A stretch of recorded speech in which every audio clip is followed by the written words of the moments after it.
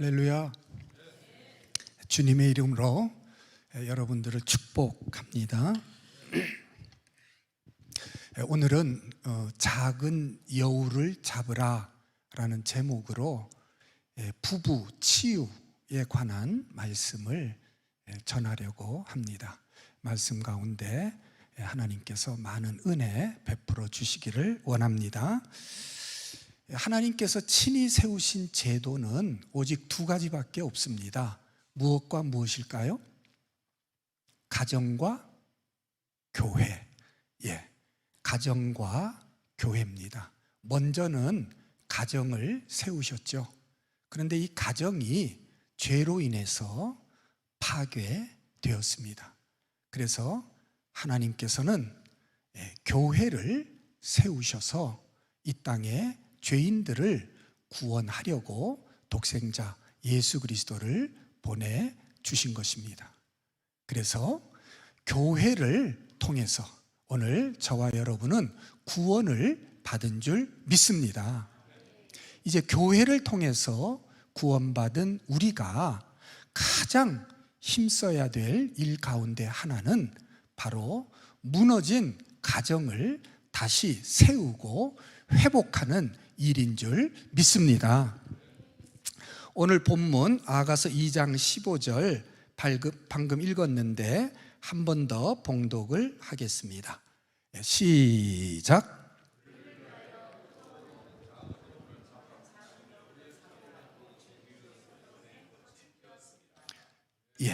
한 번 더 읽어볼까요? 시작. 우리를 위하여 여우 곧 포도원을 허는 작은 여우를 잡으라. 우리의 포도원에 꽃이 피었음이라. 여기 우리는 누구를 가리킬까요? 우리, 부부를 가리킨다고 할 수 있습니다. 물론 본문에서는 솔로몬 왕과 술람미 여인을 가리킵니다마는 상징적으로 부부를 가리킨다, 그렇게 말할 수 있습니다. 그렇다면 포도원은 또 무엇을 가리키는 것일까요?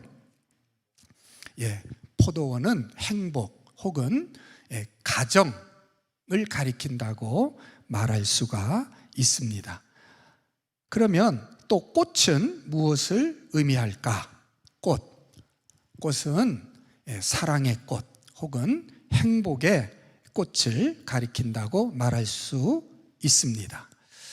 그러니까 우리 가정에 사랑의 꽃, 행복의 꽃이 피었는데 작은 여우가 그것을 허니까 작은 여우를 잡으라, 그렇게 말씀하고 있는 것입니다. 무슨 말인지 이해가 되시죠? 그렇다면 우리 가정을 허는 작은 여우는 과연 무엇일까? 그리고 그걸 잡으려면 우리가 어떻게 해야 할까 하는 것을 이 시간 여러분과 함께 나누며 은혜를 나누기를 원합니다. 먼저 생각할 것은 결혼의 의미입니다. 여러분, 결혼이 뭡니까? 결혼 다 하셨죠? 안 하신 분도 계시는데, 결혼은 한마디로 부부가 하나 되는 것이다, 그렇게 말할 수가 있겠죠. 창세기 2장 24절에 보니까 이러므로 남자가 부모를 떠나 그의 아내와 합하여 둘이 한 몸을 이룰지로다, 그렇게 말씀을 했습니다. 그렇기 때문에 결혼은 한마디로 말하면 부부가 하나 되는 것이고 또 한 몸 되는 것이다, 그렇게 말할 수가 있겠습니다. 그렇다고 한다면 행복의 비결도 무엇일 것 같습니까? 행복의 비결도 다른 것이 아니고 바로 이 부부가 하나 되는데 행복의 비결이 있다, 그렇게 말씀드릴 수가 있습니다. 부부가 얼마나 가깝게 하나가 되고 또 한 몸이 되느냐 하는데 행복의 비결이 있음을 믿으시기를 바랍니다. 만일 부부가 서로 하나 되지 못하고 싸우고 불화한다면 어떻게 될까요? 어떤 일들이 우리 삶 속에 일어나게 될까요? 첫째는 기도가 막힙니다. 뭐가 막혀요? 기도가 막힙니다. 여러분, 부부싸움 하고 나면 기도할 마음이 납니까 안 납니까? 안 나죠? 그러니까 영적으로 얼마나 손해가 큰지 알 수가 없습니다. 그렇죠? 이처럼 부부가 불화하고 하나 되지 못하면 영적으로 또 신앙적으로 손해가 막심한 것입니다. 베드로전서 3장 7절 말씀 우리 다 같이 한번 봉독해 볼까요? 남편들아, 이와 같이 지식을 따라 너희 아내와 동거하고 그를 더 연약한 그릇이요 또 생명의 은혜를 함께 이어받을 자로 알아 귀히 여기라. 이는 너희 기도가 막히지 아니하게 하려 함이라. 이는 너희 기도가 막히지 아니하게 하려 함이라 그랬어요. 부부가 하나 되지 못하면 무엇보다도 기도가 막히게 되는 것입니다. 둘째로는 물질을 잃습니다. 뭘 잃어요? 물질을 잃어요. 부부가 화목하지 못하면 이 재물이 모이지를 않습니다. 마치 밑 빠진 독에 물 붓기식으로 혹은 구멍난 전대에 돈을 넣는 것처럼 돈이 어디로 새는지 자꾸 줄줄 새는 거예요. 길에서도 새고, 도적을 맞아 새고, 사기를 당해서 새고, 아이는 자꾸 아프고 다치고, 그래서 또 병원비로 새고, 이렇게 쓸데없는 돈 낭비가 많아서 도대체 재물이 모이지를 못하는 것이죠. 그렇기 때문에 부부는 어떻게 하든지 화목하기를 힘쓰고 한몸 되기를 힘써야 할 줄 믿습니다. 우리 전도서 4장 9절 말씀 다 같이 한번 읽어볼까요? 두 사람이 한 사람보다 나음은 그들이 수고함으로 좋은 상을 얻을 것임이라. 두 사람이 한 사람보다 낫다 그랬어요. 그 이유는 그들이 수고하는 대로 좋은 상을 얻게 될 것이기 때문이라 그렇게 말씀했습니다. 여기에 좋은 상 중에는 바로 재물도 포함되는 줄 믿습니다. 셋째로 마귀가 틈을 탑니다. 부부가 하나 되지 못하면 뭐가 틈 타요? 마귀가 틈을 타요. 고린도전서 7장 5절 말씀 한번 같이 읽어봅니다. 서로 분방하지 말라. 다만 기도할 틈을 얻기 위하여 합의상 얼마 동안은 하되 다시 합하라. 이는 너희가 절제 못함으로 말미암아 사탄이 너희를 시험하지 못하게 하려 함이라. 분방하지 말라 그랬어요. 분방이 뭡니까? 분방이 부부가 각방 쓰는 거죠. 남편은 안방에서 자고 아내는 거실에서 자고, 아니면 아내가 안방에서 자고 남편이 거실이나 다른 방에서 자고, 이런 게 분방이죠. 그런데 성경은 분방하지 말라 그렇게 말씀하고 있습니다. 그 이유는 사탄이 틈타지 못하게, 다시 말해서 사탄이 너희를 시험하기 때문이라는 거죠. 하나님께서 천지 만물을 창조하실 때 사람을 지으시고 이렇게 축복하셨어요. 생육하고 번성하라, 땅에 충만하라, 그렇게 축복을 하셨죠. 그리고 하나님께서는 이 축복을 이루시려고 사람의 본능 속에 이 성욕을 심어 놓으셨어요. 그렇기 때문에 부부가 한 몸 되지 못하면 유혹에 취약한 그런 상태가 되고, 그 틈을 사탄이 이용해서 사람을 시험하게 되는 것입니다. 그렇기 때문에 분방하지 말라, 그렇게 말씀하고 있습니다. 아무쪼록 온누리교회 모든 성도님들은 분방하지 마시기를 바랍니다. 네 번째, 자녀 상처로 대물림이 됩니다. 뭐로 대물림이 돼요? 자녀 상처로 대물림이 돼요. 저희 딸이 중학교 2학년 때 자기 반 친구를 집에 데리고 와서 함께 자고 간 적이 있습니다. 그 이튿날 학교에서 그 친구를 만났더니 이렇게 묻더래요. 야, 니네 엄마 아빠는 한 방에서 자니? 그러더래요. 그래서 우리 딸이 그래, 한 방에서 자지. 그럼 어디서 자니? 그랬더니 힘없는 목소리로 그래, 우리 엄마 아빠는 한 방에서 안 자, 그러더랍니다. 그러니까 이 친구는 자기 엄마 아빠가 한 방에서 자는 걸 본 적이 없는 거예요. 그런데 저희 집에 와서 저희 부부가 한 방에서 자니까 이상하게 생각한 거죠. 그래서 우리 딸에게 그렇게 물어보았던 것입니다. 자, 여러분, 이런 아이가 자라서 결혼하면 행복할 수 있을까요? 물론 행복할 수도 있겠습니다만은 아마 행복하기보다는 불행한 결혼 생활을 할 가능성이 더 높다고 말할 수 있을 것입니다. 이와 같이 부부의 갈등과 불안은 자녀에게 대물림 되기가 아주 쉬운 것입니다.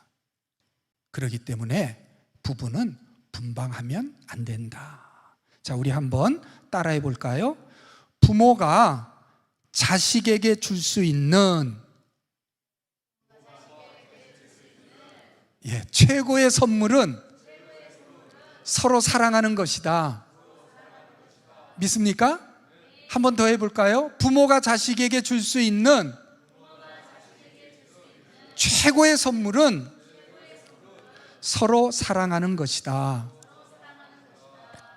꼭 실천하시기 바랍니다. 다섯 번째, 만사불통 관계성 악화입니다. 여러분, 부부가 불화하면요, 만사가 불통하고 다른 사람들과의 인간관계도 나빠질 가능성이 높습니다. 왜 그런 말 있잖아요? 가화만사성. 그렇죠? 가정이 화목하면 모든 일이 다 잘 된다, 그런 뜻인데, 이 말을 우리가 반대로 생각하면 가정이 화목하지 못하면 그야말로 되는 일이 없다, 뭘 해도 안 된다, 그런 뜻이 되는 것이죠. 그렇기 때문에 부부는 어떻게 하든지 서로 사랑하고, 서로가 서로를 사랑하고 한 몸 되기를 힘써야 할 줄 믿습니다. 결과적으로 부부가 하나 되지 못하면 이렇게 말씀드린 여러 부작용들이 생겨나게 되는데, 결국은 이것이 우리 신앙생활의 영적인 약화 내지는 악화를 초래하게 되는 것인 줄 믿으시기를 바랍니다. 그러므로 하나님을 믿는 우리 성도들은 어떻게 하든지 하나님의 명령을 따라서 부부가 하나 되기를 힘써야 하겠습니다. 아멘. 자, 그럼 이제 이 가정이라는 포도원을 허는 작은 여우가 무엇인지를 하나씩 살펴보겠습니다. 가정을 허는 작은 여우, 첫째는 마귀죠. 요한복음 10장 10절 우리 화면 보면서 함께 읽습니다. 도둑이 오는 것은 도둑질하고 죽이고 멸망시키려는 것뿐이요, 내가 온 것은 양으로 생명을 얻게 하고 더 풍성히 얻게 하려는 것이라. 자, 도둑이 오는 것은 도둑질하고 죽이고 뭐 하려는 것뿐이라? 멸망시키려는 것뿐이라 그랬어요. 도둑이 누굽니까? 도둑은 마귀죠. 두말할 것도 없이 마귀는 바로 우리 가정을, 또 가정의 행복을 허무는 주범인 줄 믿으시기를 바랍니다. 우리 삶의 배후에서 끊임없이 도둑질하고 죽이고 또 멸망시키는 일을 한다, 그런 말씀입니다. 믿습니까? 그래서 우리 가정의 모든 불행의 배후에는 마귀의 역사가 있는 것을 믿으시기를 바랍니다. 그러므로 우리는 늘 믿음으로 마귀를 대적하고 기도로 마귀를 내 가정에서 몰아내기를 힘써야 하겠습니다. 아멘. 둘째는 부모와의 묶임입니다. 뭐가? 우리 가정을 허는 작은 여우. 두 번째가 부모와의 묶임이다. 여기 솔타이라는 영어 말은 혼의 묶임, 뭐 그런 뜻인데, 정서적인 묶임, 부모와의 정서적인 묶임을 의미하는 말입니다. 부모와의 정서적인 묶음은 이 부부의 하나됨을 방해하는 것입니다. 여러분, 부부 사이에는 누가 끼면 될까요? 안 될까요? 돼요? 안 돼요? 예, 안 됩니다. 부부 사이에는 아버지도 끼면 안 되고 어머니도 끼면 안 되고 그 누구도 끼면 안 되는 것입니다. 그 이유는 다른 것이 아니라 부부가 온전히 하나 될 수 없기 때문이죠. 사람은요, 어릴 때는 정서적으로 부모에게 묶여 있습니다. 그래서 아이들이 엄마 치마꼬리만 붙잡고 다니게 되는 거죠. 정서적으로 부모에게 묶여 있다가 사춘기를 지나고 성인이 되면 점점 정신적으로, 정서적으로 독립하게 되는데, 이제 그렇게 되면 결혼을 하게 되고, 결혼을 하게 되면 이제는 새롭게 배우자와 하나로 묶이게 되는 것입니다. 이게 바로 하나님의 섭리고 하나님의 뜻이에요. 다시 말해서 하나님께서 그렇게 만들어 놓으셨다, 그런 말씀입니다. 그런데 결혼해서까지 정서적으로 독립하지 못하고 계속 부모에게 묶여 있는 경우가 있습니다. 그래서 뭐 하나도 자기 스스로 결정하지 못하고 꼭 부모에게 묻고 부모가 시키는 대로 하는 거죠. 그런 사람이 많죠? 그죠? 예. 저도 뭐 그 중에 한 사람이었습니다. 이런 사람을 부르는 말이 뭐예요? 마마 보이. 남자는 마마 보이, 여자는 마마 걸, 아니면 파파걸. 아버지하고 딸이 묶여 있는 경우는 파파걸, 그렇게 부르죠. 과거에는 이 부부 사이에 시어머니가 끼어 있는 경우가 많았습니다. 그래서 이것이 고부 갈등의 원인이 되고 또 부부 갈등의 원인이 되는 경우가 많았죠. 그런데 하나님의 말씀은 뭡니까? 남자가 부모를 떠나 그 아내와 연합하여 둘이 한 몸을 이룰지로다 하는 것이 하나님의 말씀입니다. 뭐라고 말씀하셔요? 부모를 떠나라고 말씀을 하시는 것입니다. 왜? 부모를 떠나야만 부부가 한 몸이 될 수 있기 때문이죠. 그래서 떠나라고 하시는 것입니다. 여기서 떠나라는 말은 오해하시면 안 됩니다. 뭐 부모에게 불효해도 된다, 그런 뜻이 아니고, 또 뭐 꼭 부모와 따로 살아야 된다, 그런 이야기도 아니고, 그런 것과는 전혀 상관없는 정신적, 정서적인 독립을 의미하는 말입니다. 믿으시기를 바랍니다. 그렇기 때문에 결혼한 부부는 오늘 이 하나님의 말씀을 따라서 부모를 떠나기를 힘써야 되고, 또 부모는 자기 자식을 떠나보내기를 힘써야 합니다.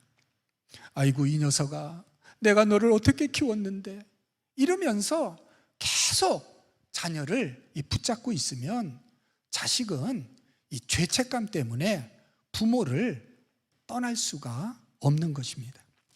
그러므로 자녀의 행복을 위해서 자녀를 떠나보내시는 그런 부모님들이 다 되시기를 바랍니다. 이렇게 부부 사이에는 부모가 끼면 안 되는데, 부모뿐 아니라 자녀도 끼면 안 돼요.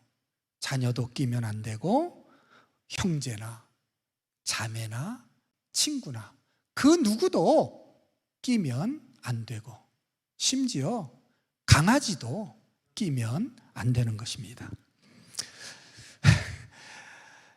셋째로 말씀드릴 것은 종교 중독인데, 이건 시간 관계상 제가 넘어가도록 그렇게 하겠습니다.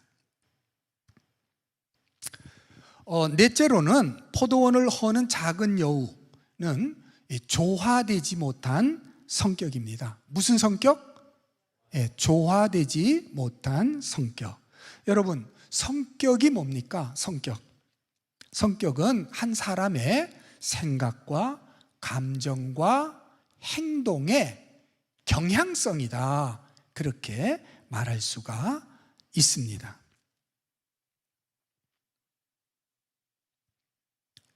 그렇다면 이 성격은 어떻게 만들어지는 것이냐? 선천적인 요인과 후천적인 요인, 이 두 가지 요인이 결합이 되어서 성격이 만들어지는데, 선천적 요인이란 게 뭐냐면 유전자예요. 유전자, 부모로부터 물려받는 유전자. 그리고 후천적 요인이란 건 뭐냐면 환경입니다. 성장 환경. 그러니까 부부는 성격이 다를 수밖에 없어요. 왜냐하면 부모가 다르니까 유전자가 다르죠. 또 한 20, 30년 동안 서로 다른 가정에서 자랐기 때문에 환경, 성장 환경이 다른 거죠. 그러니까 부부는 당연히 성격이 다를 수밖에 없고, 또 다른 것이 정상이다, 그렇게 말할 수 있습니다. 그래서 이 부부는 서로 다른 이런 성격을 서로 이해하고 성격의 조화를 이루며 살아갈 때에 그 부부는 행복한 그러한 이제 삶을 살게 되고, 그렇지 못하면 많은 갈등과 불화를 겪으면서 살아갈 수밖에 없다, 그렇게 말씀을 드릴 수 있습니다. 여러분 결혼하신 분들이 여기 대다수입니다만은, 이 사람은요 결혼할 때 배우자를 어떻게 고르느냐 하면, 희한하게도 나와 다른 사람을 선택한다는 거예요. 나와 다른 사람에게 끌린다고 하는 겁니다. 나는 남자인데 저 사람은 여자야. 그래서 나와 달라. 그래서 결혼한 거죠. 그렇죠, 여러분? 남자, 여자면 결혼했습니까? 안 했겠죠. 나는 성격이 급한데 저 사람은 차분해. 거기에 끌려서 그 사람을 선택한 거예요. 나는 말이 많고 수다쟁인데 저 사람은 말도 없고 참 과묵해, 믿음직스러워. 거기에 매력을 느껴서 결혼한 것이다, 그런 말씀입니다. 이렇게 부부는 달라서 결혼해놓고, 결혼해서는 이 다른 것 때문에 서로 싸운다는 거예요. 어떻게 싸워요? 피 터지게 싸우죠. 과묵해서 결혼했는데 결혼해 보니까 그게 속 터지는 거예요. 하루에 말 3마디도 안 해. 얼마나 속 터지겠어요. 차분한 것 같아서 결혼했는데 살아보니까 왜 그렇게 느려 터졌는지. 저와 저희 집사람은 성격이 달라도 너무 다릅니다. 저는 내성적인데 집사람은 외향적이에요. 저는 혼자 있는 걸 좋아하는데 집사람은 사람들하고 어울리는 걸 좋아해요. 저는 혼자서 집에 앉아 책을 읽고 생각하는 걸 좋아하는데 집사람은 다른 사람들과 어울려 놀고 떠들고 먹고 뭐 돌아다니고 이런 걸 좋아해요. 커피를 타도요, 저는 설탕을 넣어서 먹는데 집사람은 희한하게 거기다 또 소금을 넣어서 먹어. 세상에. 집구석 잘 되겠죠? 그죠? 예. 그런 대로 잘 되고 있습니다. 저의 부족한 점을 저의 아내가 채워줍니다. 또 아내의 부족한 점은 제가 채워줍니다. 바로 이것이 하나님의 뜻인 줄 믿으시기를 바랍니다. 하나님의 뜻은 남편과 아내가 합해서 온전한 하나를 이루는 것, 이것이 바로 하나님의 뜻인 줄 믿습니다. 그래서 부부를 한 몸으로 지으신 거예요. 그래서 부부는 다 부족합니다. 서로의 부족을 채워주면서 살아가는 것이 행복의 비결인 줄 믿으시기를 바랍니다. 이게 바로 뭐예요? 이게 바로 성격의 조화. 따라합시다. 성격의 조화. 이게 바로 성격의 조화예요. 교각살우라는 말이 있습니다. 무슨 뜻이냐면 소의 뿔을 바로 잡으려다가 소를 잡았다, 그런 뜻이에요. 어느 마을에 아주 잘생긴 소가 있었답니다. 동네 사람들도 모두 잘생겼다고 칭찬을 했죠. 근데 주인이 보니까 한쪽 뿔이 약간 삐뚤어진 것 같아. 그래서 저 뿔만 바로 잡으면 천하의 정말 멋진 소가 되겠는데, 그렇게 생각을 하고 망치와 톱을 가지고 사다리에 올라서 이제 소의 뿔을 바로잡기 시작했습니다. 망치로 치고 막 톱으로 썰고. 그러자 그 소가 얼마 가지 않아서 그만 죽어버린 거예요. 그래서 생긴 말이 바로 교각살우. 소의 뿔을 바로잡으려다가 소를 죽였다, 그런 뜻이 되는 것입니다. 부부는요, 서로의 단점을 고치려고 하면 자칫 교각사루의 우를 범하기 쉽습니다. 고치려고 하기보다는 상대방을 있는 그대로 받아주고 수용하는 그런 자세가 필요합니다. 장점은 장점대로, 단점은 단점대로 있는 그대로 수용하고 받아주는 거예요. 그럴 때 비로소 부부는 이 성격 차이를 극복하고 성격의 조화를 이루며 행복하게 살아갈 수 있는 줄 믿으시기를 바랍니다. 우리 한번 따라해 볼까요? 다른 것이지 틀린 것이 아니다. 한 번 더. 다른 것이지 틀린 것이 아니다. 나와 다른 것을 자꾸 틀렸다고 생각해. 틀렸다고 생각하니까 화가 나죠. 그리고 또 상대방을 뜯어 고치려고 하는 거죠. 그런데요, 나와 다른 거지 그게 틀린 건 아닌 거예요. 다른 것을 다른 것이라고 인정하고 받아주고 수용하는 성도 여러분이 다 되시기를 바랍니다. 절대로 내 배우자, 내 남편, 내 아내의 다른 점을 틀렸다고 생각하지 아니하는 여러분이 다 되시기를 바랍니다.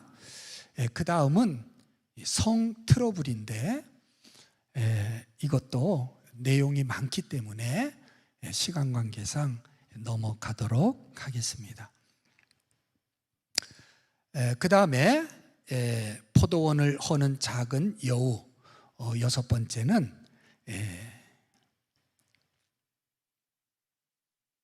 친족과의 묶임. 아까 부모와의 묶임에 대해서 말씀을 드렸습니다마는 이 부모 외에도 친족과의 묶임도 이 포도원을 허는 작은 여우가 될 수 있습니다. 형제들과 묶이고 자매들과 묶이고 일과 친척과 묶이고, 도상 뭐 계모임이다, 뭐 종친회다 그러면서 무슨 경조사까지 빠짐없이 쫓아다니는 거, 이거 문제죠. 꼭 친족이 아니더라도 무슨 동호회다 혹은 동창회다, 뭐 향후회다, 이렇게 해서 여가 시간 대부분을 거기에 쏟고 가정생활에는 소홀한 거, 이것도 가정을 허는, 가정의 행복을 허는 작은 여우가 아닐 수가 없습니다. 뿐만 아니라 피로와 스트레스, 맞벌이도 마찬가지예요. 직장생활 등으로 너무 피곤하거나 과도한 스트레스에 시달리는 것도 부부관계를 어렵게 만드는 요인이 됩니다. 특히 이 부부가 맞벌이를 하게 되면 더 힘든 것은 당연한 거죠.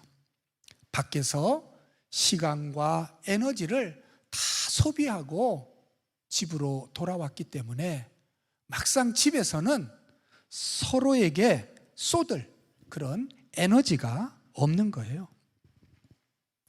그게 부부 갈등의 원인이 되는 경우가 많이 있습니다. 그렇기 때문에 맞벌이를 하시는 부부들에게는 그걸 극복할 수 있는 특별한 지혜가 필요하다, 그렇게 말씀드릴 수 있고, 무엇보다도 이 부부 상호 간에 배려하는 마음과 또 양보하는 그런 마음이 절대적으로 필요하다, 그렇게 말씀드릴 수 있습니다. 목적 결혼도 있죠.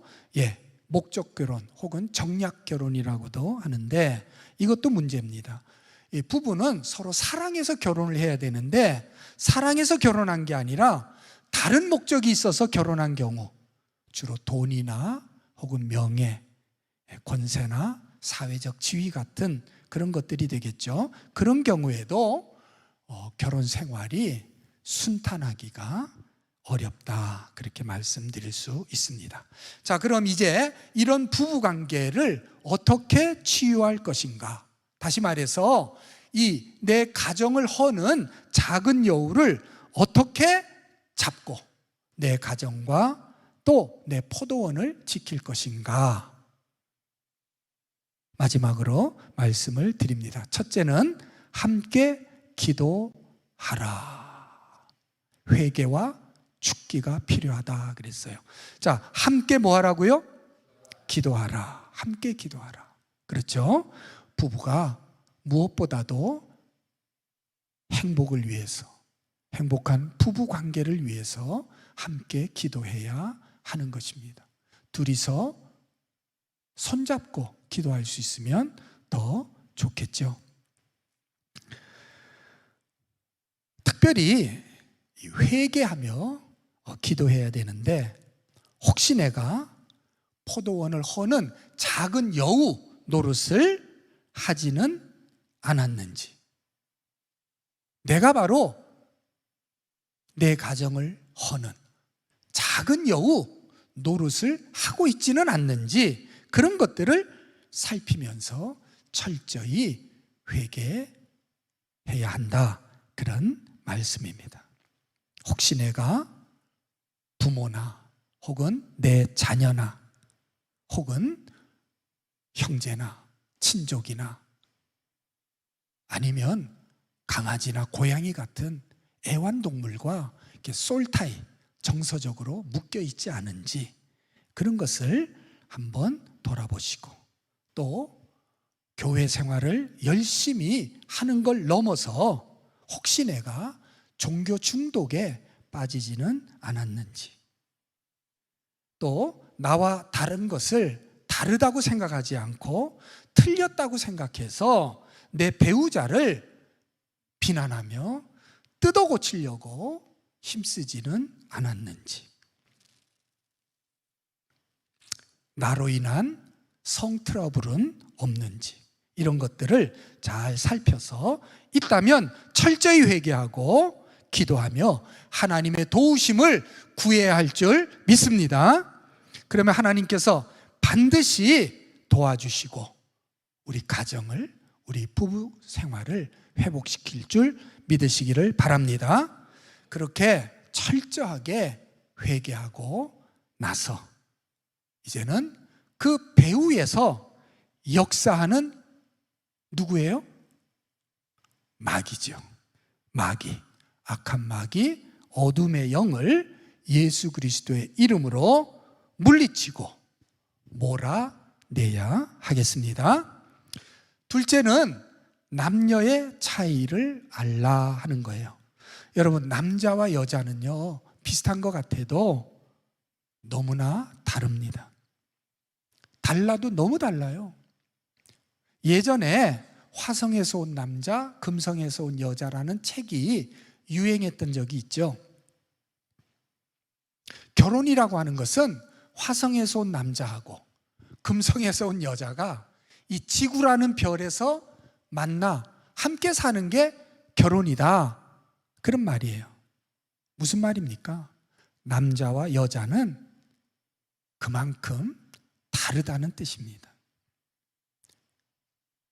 그렇기 때문에 결혼 생활이 힘들 수밖에 없다, 그런 이야기를 하는 내용이에요. 그래서 부부가 행복하게 잘 살려면 어떻게 해야 되느냐? 서로를 잘 알아야 된다, 그런 얘기입니다. 서로의 특성과 차이점, 남자의 특성이 뭐고 여자의 특성이 뭐고 또 남자와 여자의 차이점이 무엇인가 하는 것을 잘 알아야 부부는 행복하게 살 수 있다, 그러한 내용입니다. 우리가 아까 읽은 성경 말씀에도 그런 게 있었죠. 베드로전서 3장 7절 말씀에 보니까 남편들아 이와 같이 지식을 따라 너희 아내와 동거하고 그랬어요. 무엇을 따라 아내와 동거하라고요? 무엇을 따라? 지식을 따라. 무슨 뜻일까요? 무슨 뜻일까요? 아내에 대해서 좀 알고 동거해라, 좀 알고 같이 살아라, 그런 말씀이에요. 믿습니까? 그런데 우리는 어떻습니까? 아내에 대해서, 또 여자에 대해서 참 쥐뿔도 모르면서 마치 다 아는 것처럼 그렇게 하고 사니까 부부간에 여러 가지 마찰이 생기고 갈등이 생겨나게 되는 거죠. 우리 남편분들, 저를 포함해서 그렇습니다. 아내들도 마찬가지예요. 남편에 대해서 좀 알아야 돼요. 남자는 도대체 이 남자라는 존재는 여자와 어떻게 다른지, 그 특성이 뭔지, 그런 것들을 좀 알아야 된다, 그런 말이에요. 그래야 부부가 덜 부딪히고 스트레스를 덜 받고 살 수 있다는 말입니다. 알려면 어떻게 해야 될까요? 알려면 공부해야 되죠. 그렇죠? 예. 공부하시기 바랍니다. 공부하셔야 돼요. 언제 한번 남녀의 특성과 차이점에 대해서 여러분에게 말씀을 드리겠습니다. 셋째는 대화법을 개발하라. 여러분, 부부 사이에는요, 대화와 소통이 가장 중요하죠. 부부 사이에 문제가 없을 수는 없어요. 그렇지만 문제가 있어도 대화를 하고 소통을 하면 잘 넘어갈 수가 있는 것입니다. 그렇지만 대화와 소통이 막혀 있으면 작은 문제 하나도 풀지 못해서 심하게 갈등하고 싸우고 불화하게 되는 것이죠. 그래서 부부는 대화하는 법을 알아야 한다, 그런 말입니다. 전에 한번 말씀드렸습니다마는 사람은요, 대화하는 내용보다 대화하는 방식 때문에 싸우는 경우가 많다고 해요. 그렇기 때문에 더더욱 이 부부 사이에 대화법이 중요한 것입니다. 대화법을 아는 것이 중요하고, 이 대화법을 잘 알고 실천만 해도 부부 갈등을 훨씬 줄일 수가 있는 것이죠.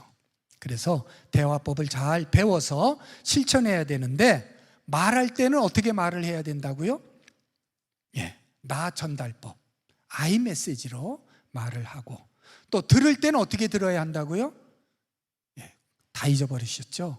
공감적 경청을 해야 한다, 그렇게 전에 여러분에게 말씀드린 적이 있습니다.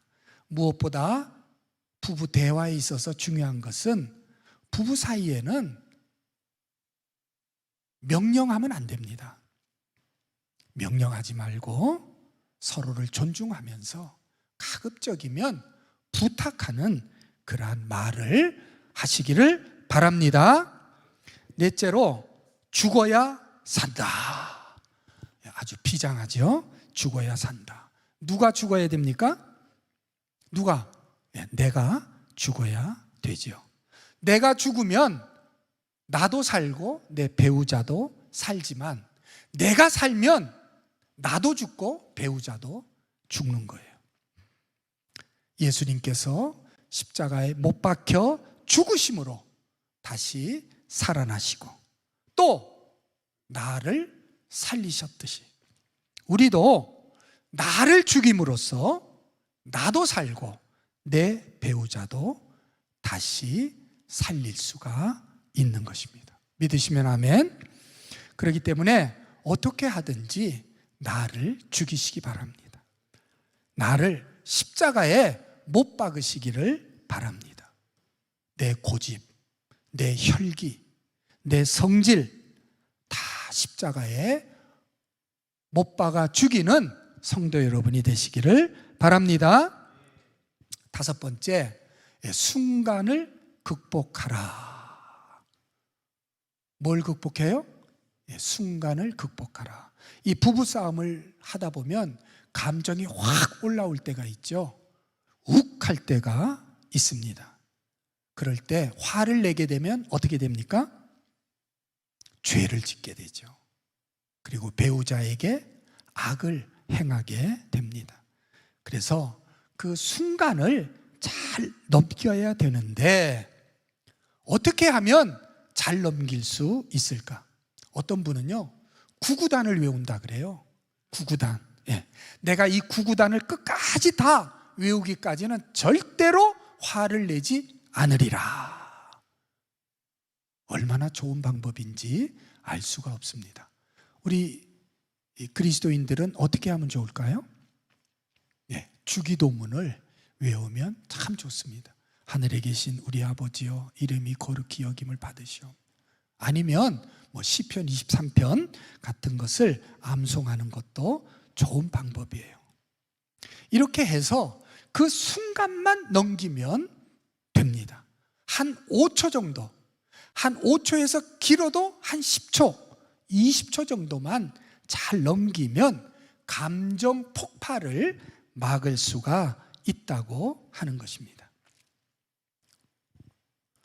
또 서로 간에 감정이 격해지면 한 사람이 집 밖으로 산책을 나가는 것도 좋은 방법이죠. 그렇게 해서 감정을 식히는 겁니다. 감정은요, 끓는 물과 같아서 시간이 지나면 식습니다. 또 평소에 부부가 약속을 해가지고요, 타임아웃을 정하는 거예요. 싸우다가도 한 사람이 타임아웃을 걸면 1시간 동안 아무 말도 하지 않고 침묵하기로 미리 약속하고 실천하는 것도 좋은 방법이 될 수 있을 것입니다. 순간을, 분노가 올라오는 그 순간을 참지 못해서 이 분노를 폭발하게 되면 서로가 큰 상처를 입게 되고 때로는 두고두고 후회할 그런 일이 생기기도 하는 것입니다.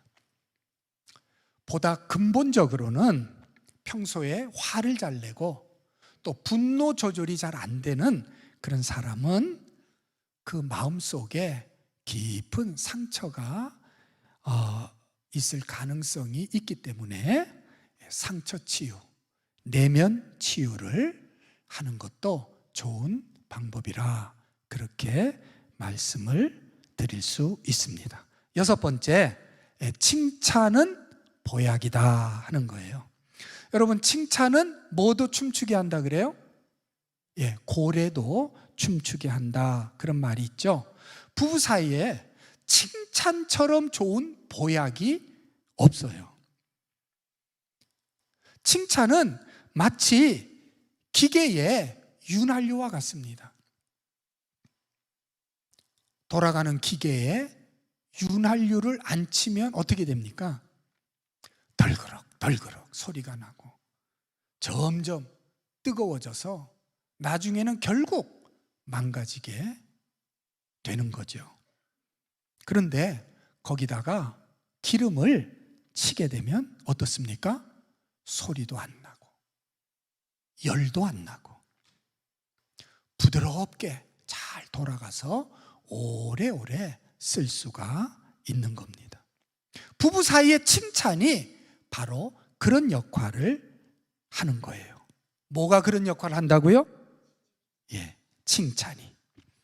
그렇기 때문에 오늘부터 집에 가셔서 하루에 한 번 이상 꼭 부부 사이에 칭찬의 윤활유를 칠 수 있기를 바랍니다. 치시기를 바랍니다. 당신 멋져요. 훌륭해요. 잘했어요. 당신이 최고예요. 이렇게. 아시겠죠?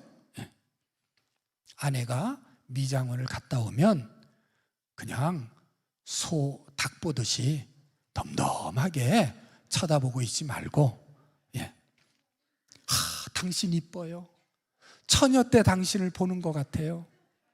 미스 코리아 출전해도 되겠어요. 이렇게 호들갑을 떨어주는 거예요. 아시겠죠?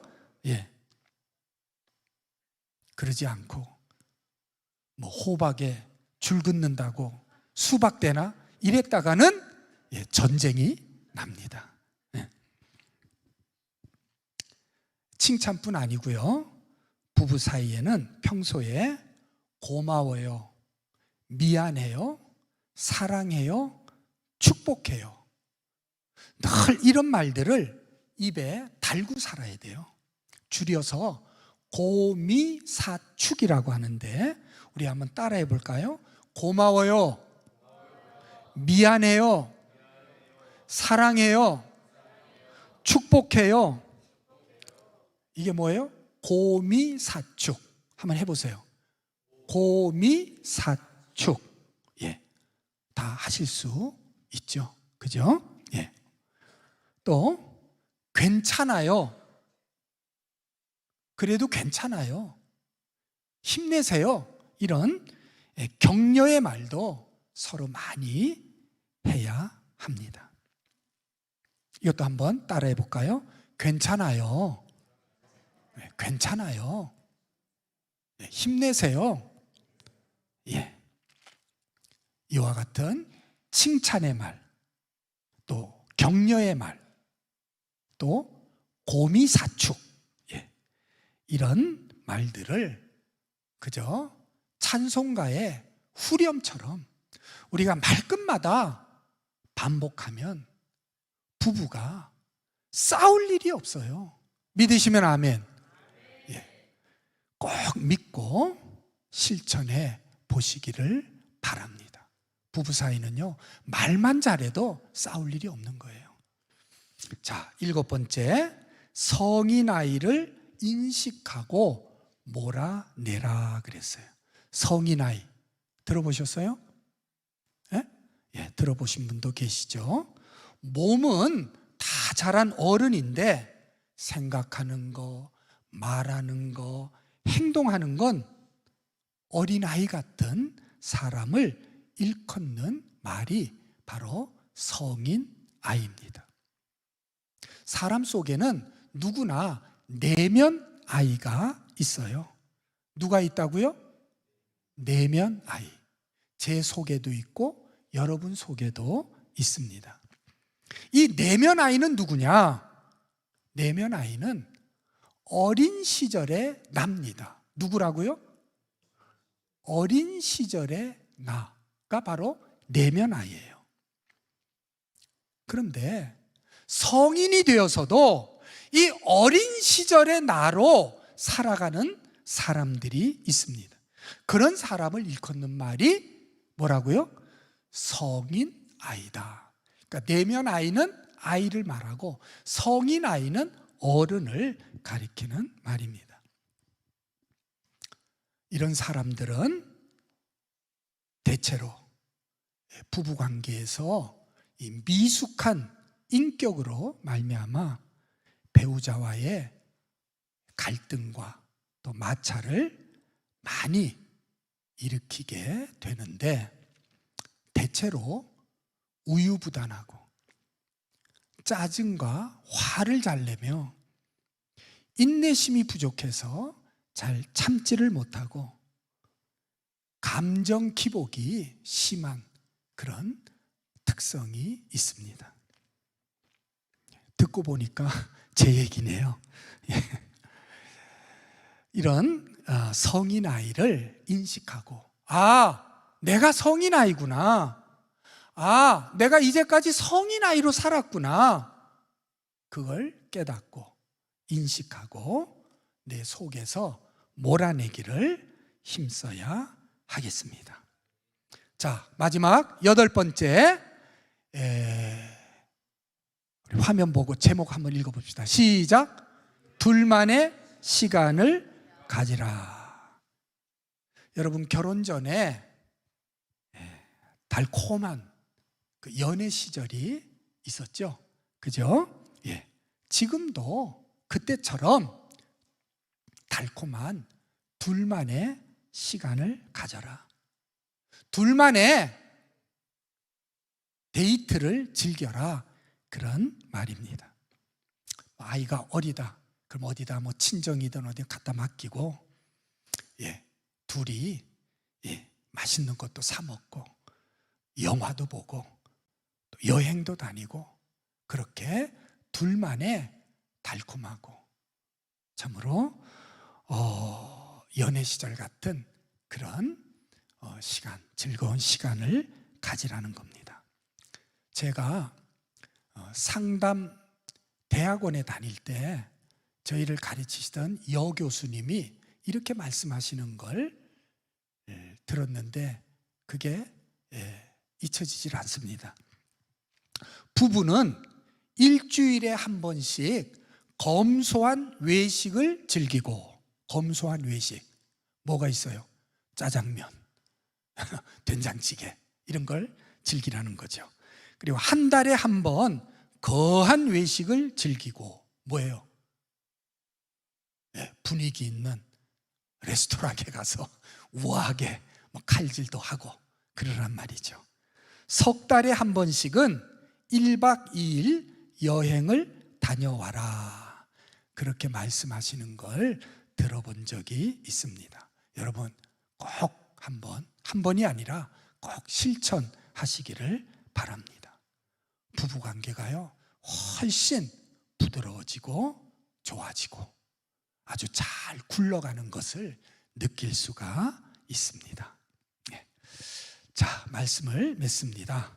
작은 여우를 잡으라 라는 제목으로 부부 치유에 관한 말씀을 드렸습니다.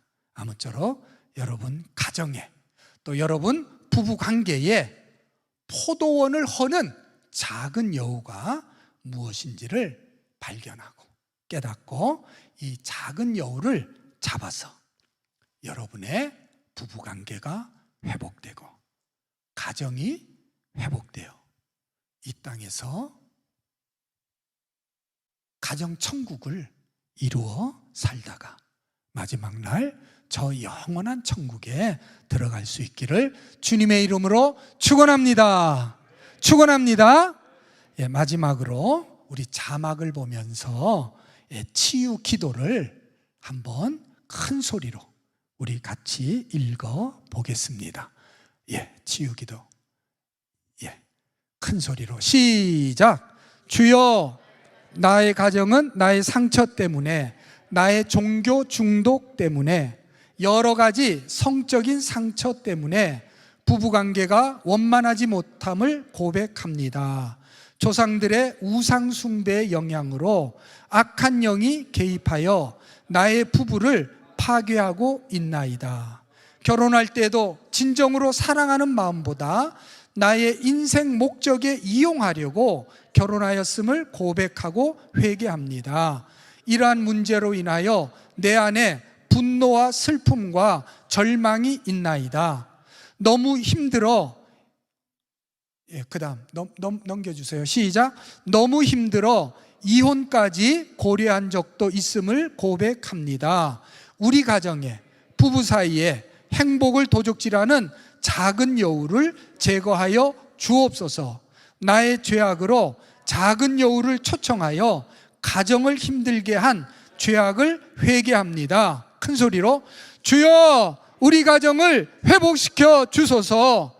우리 부부의 행복을 허는 작은 여우를 잡아 주소서. 아멘.